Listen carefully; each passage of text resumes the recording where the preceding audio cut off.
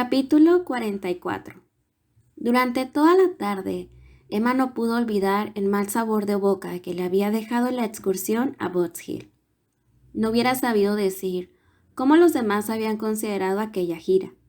Posiblemente, cada cual en su casa y cada cual a su modo, la recordarían con placer, pero para ella había sido la mañana más completamente desperdiciada, más falta de toda compensación razonable y que más deseos tenía que se borrara de su recuerdo de todas las de su vida. Toda una tarde de jugar al chaquete con su padre representó la felicidad. Aquel era el mayor, el más real de sus placeres, ya que consagraba las mejores horas de las 24 de aquel día a dar satisfacción a su padre. Pensaba que, aunque no era merecedora del profundo afecto y de la segura estima del señor Knightley, en general, su conducta tampoco merecía un reproche muy severo. Como hija confiaba en que no dejaba de tener corazón. Confiaba en que nadie podía decirle, ¿cómo ha podido ser usted tan cruel para con su padre? Creo que debo, mientras pueda, decirle esas verdades. La señorita Bates, no, nunca más volvería a hacerlo. Si las atenciones que en el futuro pudiera tener con ella hacían que se olvidase del pasado, estaba segura de que lograría ser perdonada. A menudo se había portado mal con ella. Su conciencia ahora se lo decía. Quizás había portado peor de pensamiento que de hecho. Había sido despectiva, poco amable, pero no volvería a ocurrir.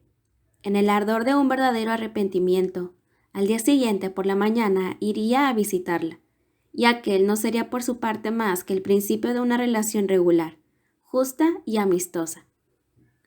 Al día siguiente se halló firme en su propósito y salió temprano de su casa para que nada pudiese estorbar su plan. Consideró probable que encontrase por el camino al señor Knightley, o tal vez se presentara en casa de las Bates mientras ella estaba de visita. No tenía ningún inconveniente.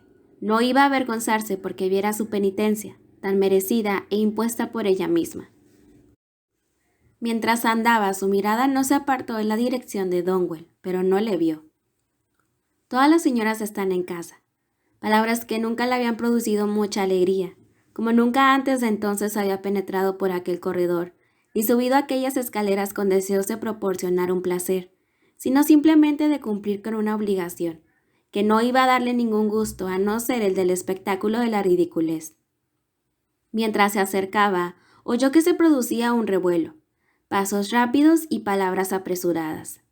Oyó la voz de la señorita Bates que daba prisas a alguien. La sirvienta parecía asustada y confusa.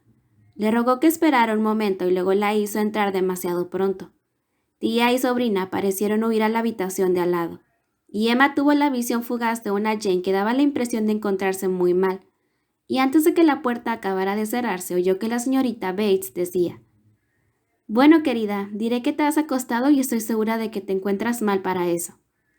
La pobre señora Bates, cortés y humilde como de costumbre, no parecía haber entendido muy bien todo lo que estaba pasando. «Temo que Jane no se encuentra muy bien», dijo, «pero no lo sé. Ellas dicen que está bien. Creo que mi hija vendrá enseguida, señorita Woodhouse. Coja una silla para sentarse, por favor». «Sí, Harry no se hubiera ido. Yo sirvo para tan poco. ¿Ya se ha encontrado la silla? Siéntese donde usted prefiera. Seguro de que mi hija viene enseguida». Emma deseaba ardientemente que fuera así. Por un momento tuvo miedo de que la señorita Bates no quisiera salir a recibirla, pero la señorita Bates no tardó en aparecer. ¡Qué alegría verla! No sabe cómo se lo agradezco. Pero la conciencia de Emma le decía que no hablaba con la misma afectuosa volubilidad de antes, que era menos espontánea en sus palabras y en sus modales. Confió en que el mostrarse vivamente interesada por la señorita Fairfax podía contribuir a restablecer la cordialidad de antes. El efecto fue inmediato. «Ah, señorita Woodhouse, qué amable es usted. Supongo que habrá oído de usted decir, y que viene usted a consolarnos. La verdad es que yo no doy la impresión de estar muy consolada», enjugándose una o dos lágrimas. «Pero es que es muy duro para nosotros separarnos de ella después de haberla tenido en casa durante tanto tiempo. Y ahora tiene una jaqueca tan horrible. Claro que ha estado escribiendo toda la mañana. Y cartas tan largas, ¿sabe usted? Tenía que escribir al coronel Campbell, y a la señora Dixon. Querida, le he dicho yo, vas a volverte ciega, porque constantemente tenía los ojos llenos de lágrimas. No es de extrañar, no es de extrañar. Es un gran cambio, y aunque haya tenido una suerte increíble, un empleo como este, yo supongo que ninguna joven ha encontrado jamás una cosa parecida a la primera vez que lo intenta. No crea que somos desagradecidas, señorita Woodhouse. Nos damos cuenta de que ha tenido muchísima suerte, volviéndose a secar unas lágrimas. Pero pobrecilla mía, si viera usted la jaqueca que tiene. Cuando se tiene una pena muy grande, ya sabe usted que no se puede apreciar la buena suerte como merece, y está tan abatida. Viéndola nadie diría que está tan contenta, que se siente tan feliz por haber conseguido un empleo como este. Usted ya perdonará que no salga a verla. Es que no podría. Se ha ido a su habitación. Yo le he dicho que se acostara. Querida, le he dicho, diré que te has acostado. Pero la verdad es que no se ha metido en la cama. Está dando vueltas por la habitación. Pero ahora que ya tiene escritas las cartas, dice que enseguida se encontrará bien. No sabe lo que lamentará el no verla a usted, señorita Woodhouse, pero usted, que es tan comprensiva, sabrá perdonarla. La hemos hecho esperar en la puerta. Yo estaba tan avergonzada, pero como había un poco de revuelo, porque verá, lo que ha pasado ha sido que no la hemos oído llamar, y hasta que estaba en la escalera no nos hemos dado cuenta de que venía alguien. Solo es la señora Cole, he dicho yo. Pueden estar seguras. Ella es la única que viene tan temprano. Bueno, ha dicho ella, un día u otro tendré que verla. Tanto da que sea ahora mismo. Pero entonces ha entrado Patty y ha dicho que era usted. He dicho, es la señorita Woodhouse. Estoy segura de que te gustará verla. No puedo recibir a nadie, ha dicho ella, y se ha levantado y se ha ido. Y este ha sido el motivo de que la hayamos hecho esperar. Nosotras lo hemos sentido tanto, nos ha dado tanta vergüenza. Si tienes que irte, querida, vete, le he dicho. Diré que te has acostado. Emma quedó sinceramente conmovida. Hacía tiempo que cada vez sentía más afecto por Jane, y la descripción de las tribulaciones por las que pasaba en aquellos momentos borraron de su memoria toda sospecha y todo recelo, y solo le inspiró compasión. Y el recordar impresiones menos justas y menos amables del pasado, le obligaron a admitir que era muy natural que Jane decidiese ver a la señora Cole o a cualquier otra de sus amigas y que no soportase la idea de verla a ella. Habló, pues, de acuerdo con sus sentimientos, lamentando vivamente la situación y mostrándose interesada por ella, deseando sinceramente que las circunstancias que según acababa de referirle la señorita Bates eran ya un hecho, representaran las máximas ventajas que fuera posible para la señorita Fairfax. Dijo que comprendía que era una dura prueba para todos ellos, pero que había oído decir que iba a aplazarse hasta el regreso del coronel Campbell. «Qué amable es usted», replicó la señorita Bates. «Pero usted es siempre tan amable». Emma no podía soportar aquel siempre, y para esquivar su temible gratitud preguntó directamente: «¿Y a dónde, si me permite la curiosidad, irá la señorita Fairfax?» «A casa de la señora Smalbridge, una mujer encantadora, de gran posición. Se cuidará de sus 3 hijas, unas niñas deliciosas. No era posible imaginar un empleo más adecuado, más conveniente, exceptuando tal vez la propia familia de la señora Suckling y la de la señorita Bragg, pero la señora Smalbridge es íntima amiga de las dos y vive muy cerca de ellas. Vive a solo 4 millas de Maple Grove. Jane estará solo a 4 millas de Maple Grove. Supongo que la señora Elton es la persona a quien la señorita Fairfax debe... Sí, nuestra buena señora Elton, la más infatigable y leal de las amigas. No hubiera aceptado una negativa, no hubiese consentido que Jane le dijera que no, porque la primera vez que se lo dijo a Jane, eso fue anteayer, o sea, la mañana que estuvimos en Donwell. La primera vez que se lo dijo a Jane, ella estaba completamente decidida a no aceptar el ofrecimiento, y precisamente por las razones que usted ha mencionado, exactamente como usted ha dicho que se había propuesto no comprometerse a nada hasta que regresara el coronel Campbell, y por el momento no había manera de convencerla de que aceptara ningún empleo. Y así se lo dijo a la señora Elton una y otra vez. Y bien sabe Dios que yo no tenía la menor idea de que iba a cambiar de opinión. Pero la buena señora Elton, que siempre es tan aguda, vio más claro que yo, Ella era la única capaz de insistir de un modo tan amable como lo hizo y negarse a aceptar la respuesta de Jane. Se negó en redondo a escribir dando esta negativa a Jane. Como Jane quería que lo hiciese, dijo que esperaría. Y sí, señor, ayer por la tarde se acordó que Jane aceptaba. Para mí ha sido una gran sorpresa. Yo no tenía ni la menor idea. Jane se llevó aparte a la señora Elton y le dijo enseguida que después de haber pensado sobre las ventajas del empleo en casa de la señora Smartridge, había decidido aceptarlo. Yo no supe ni una palabra de ello hasta que todo estuvo resuelto. ¿Pasaron ustedes la tarde en casa de la señora Elton? Sí, todos. La señora Elton insistió en que fuéramos. Lo decidimos en la colina, mientras paseábamos con el señor Knightley. Todos ustedes van a venir a mi casa esta tarde, ¿verdad? Nos dijo. Quisiera que todos ustedes vinieran a mi casa esta tarde. Entonces, el señor Knightley también estuvo allí, ¿no? No, el señor Knightley no. Él ya dijo desde el primer momento que no podía, y aunque yo creía que acabaría yendo, porque la señora Elton afirmó que no consentía que se negase, no fue. Pero estuvimos mi madre, Jane y yo, las tres, y pasamos una tarde muy agradable. Ya sabe usted, señorita Woodhouse, entre amigos tan amables una siempre lo pasa bien, aunque todo el mundo parece estar un poco cansado después de la excursión de la mañana. Ya se sabe, incluso divertirse es cansado. Y no es que pueda decir que dieran la impresión de que se hubiesen divertido mucho. A pesar de todo, yo siempre pensaré que fue una excursión muy agradable, y me siento muy agradecida a los buenos amigos que me invitaron. Pero supongo que la señorita Fairfax, aunque ustedes no se dieran cuenta, estuvo todo el día dándole vueltas al asunto. Yo también lo supongo.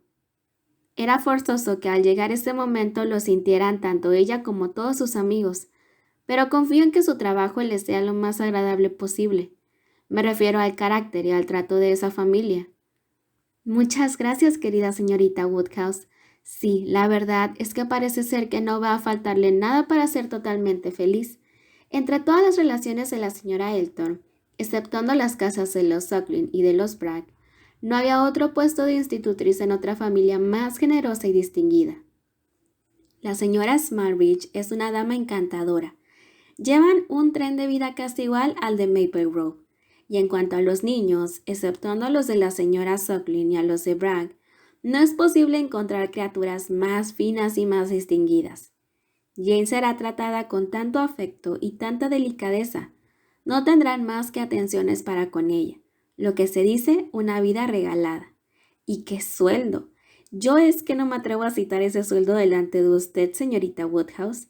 Incluso usted, que está acostumbrada a sumas tan elevadas, apenas podría creer que se dé tanto dinero a una muchacha tan joven como Jane. Verá usted, exclamó Emma, si todos los demás niños son como recuerdo que yo era de pequeña, me inclino a creer que pagar 5 veces lo que suele darse a las institutrices no es regalarles el dinero. Usted siempre tan comprensiva y generosa. ¿Y cuándo va a dejarles la señorita Fairfax? Pues muy pronto, la verdad es que muy pronto. Eso es lo peor de todo. Dentro de 15 días. La señora Smartridge tiene mucha prisa. No sé cómo podrá soportarlo mi pobre madre. Yo hago lo que puedo para sacárselo de la cabeza y le digo, vamos mamá, no pienses en eso. Todos sus amigos sentirán mucho perderla, y no les sentará mal al coronel y a la señora Campbell que se haya comprometido antes de que ellos regresen. Sí, Jane dice que está segura que lo lamentarán. Pero claro, este es un empleo que no se cree con derecho a rechazar. Yo me quedé tan sorprendida cuando me dijo lo que le había dicho a la señora Elton. Y cuando la señora Elton vino enseguida a felicitarme. Fue antes de tomar el té. No, espere, no podía ser antes del té porque empezábamos a jugar a las cartas. Pero sí, era antes del té, porque recuerdo que pensé, oh, no, ahora me acuerdo, ya está. Antes del té ocurrió algo, pero no esto. Antes del té, al señor Elton le llamaron porque el hijo del viejo John Arby quería hablar en él. Pobre John, yo le tengo mucho afecto. Trabajó para mi pobre padre durante 27 años y ahora el pobre tiene mucha edad. No puede levantarse de la cama y lo pasa muy mal con su reuma. Hoy mismo tengo que ir a verle y estoy segura de que Jane, si sale a la calle, también irá a verle. Y el hijo del pobre John fue a hablar con el señor Elton para ver si la parroquia podía ayudarle. Él se gana bien la vida, ¿sabe usted? Le pagan bien en la corona. Es mozo de mulas y todas esas cosas, pero a pesar de todo necesita ayuda para mantener a su padre. Y cuando volvió a entrar el señor Elton, nos dijo lo que le había estado contando John, el mozo, y luego se habló de que habían enviado a Randalls una silla de posta para recoger al señor Frank Churchill, que tenía que volver a Richmond. Eso es lo que ocurrió antes del té, y después del té, Jane habló con la señora Elton. La señorita Bates apenas dio ocasión a Emma de que dijese que aquel hecho era absolutamente nuevo para ella, pero, aunque sin creer posible que pudiese ignorar ninguno de los dos detalles de la partida del señor Frank Churchill, inmediatamente se los notificó todos. La joven no tuvo que hacer ninguna pregunta. De lo que el señor Elton se había enterado por el mozo era la suma de lo que éste sabía, y de lo que sabían los criados de Randalls. Poco después del regreso de la excursión a Bots Hill había llegado un mensajero de Richmond, que traía noticias que no causaron ninguna sorpresa.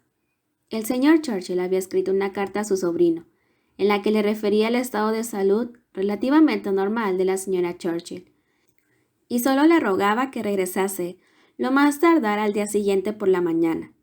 Pero el señor Frank Churchill había decidido regresar inmediatamente sin demorar más su partida, y como al parecer su caballo tenía un enfriamiento, Don había salido al punto en busca de la silla de posta de la corona, y el hijo de John Abdy lo había encontrado por el camino y se había dejado adelantar por él, ya que iba a toda prisa y conduciendo con mano muy firme.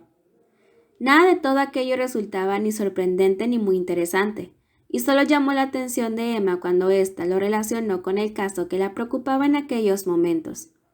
Quedó impresionada pensando en el contraste entre los caprichos que podía permitirse la señora Churchill y la vida de Jane Fairfax. La una lo tenía todo, la otra no tenía nada, y estuvo reflexionando sobre la diversidad del destino de ciertas mujeres, totalmente ajena a lo que tenía ante los ojos, hasta que se sobresaltó al oír decir a la señorita Bates: «¡Ay, sí! Ya sé en lo que está usted pensando. El piano. ¿Qué vamos a hacer del piano? Sí, es cierto. Ahora mismo la pobre Jane estaba hablando de esto. Hablaba con el piano y le decía: tendrás que irte de aquí, tendremos que separarnos, aquí ya no servirás para nada. Y luego nos ha dicho a nosotras: pero que no lo toquen hasta que vuelva el coronel Campbell. Yo hablaré con él y ya se lo llevará. Él me ayudará a resolver todos mis problemas. Y aún hoy estoy convencida de que no sabe todavía si fue un regalo del coronel o de su hija».